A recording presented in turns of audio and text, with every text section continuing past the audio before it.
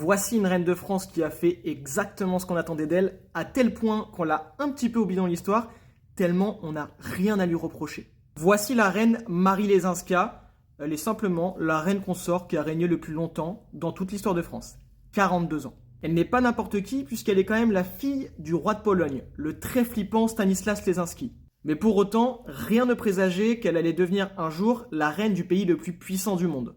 Lorsqu'elle a 6 ans, son père est déchu du trône de Pologne, la famille n'a alors plus rien, et ils vont alors tous s'exiler en Suède. Je vous laisse aller voir pourquoi la Suède si ça vous intéresse. En 1715, alors que Marie a 22 ans, le jeune roi de France, Louis XV, tombe malade alors qu'il n'a que 15 ans. Le roi n'étant pas encore marié, ses conseillers vont alors établir une liste de 99 princesses européennes dans le but de le marier le plus rapidement possible. Dans un premier temps, Marie est rapidement rayée de la liste, non pas parce qu'elle est trop vieille par rapport au roi, ça on s'en fout complètement, mais plutôt parce qu'elle est trop pauvre.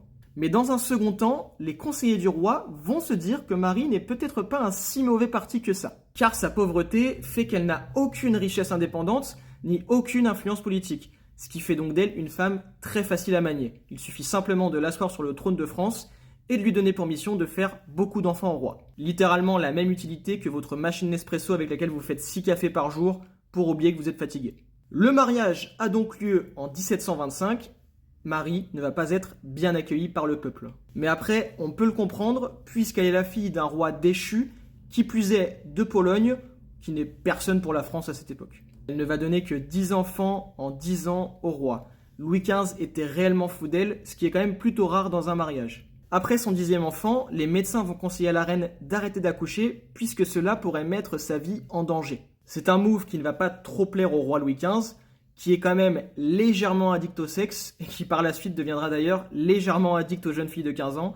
Je vous laisse aller vous renseigner sur le parc Auxerre si ça vous intéresse. Louis XV était donc jusqu'ici fidèle, mais il va alors commencer à accumuler les maîtresses, avec notamment la brillante Madame de Pompadour. Jusqu'à la fin de sa vie, Marie Lesinska va rester une reine exemplaire, connue pour son respect strict du protocole et pour sa grande piété religieuse également. Elle incarnait réellement la vision de la reine idéale et finit même par conquérir le cœur de son peuple, notamment grâce à son engagement dans la charité. Mais elle conquit également le cœur de la noblesse, puisqu'elle est une vraie mécène des arts.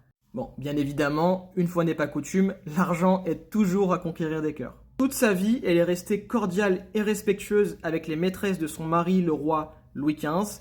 Madame de Pompadour, l'une des principales maîtresses de Louis XV, va d'ailleurs veiller à ne surtout pas la froisser en public. Elle meurt en 1765 à 68 ans, appréciée de tout son peuple.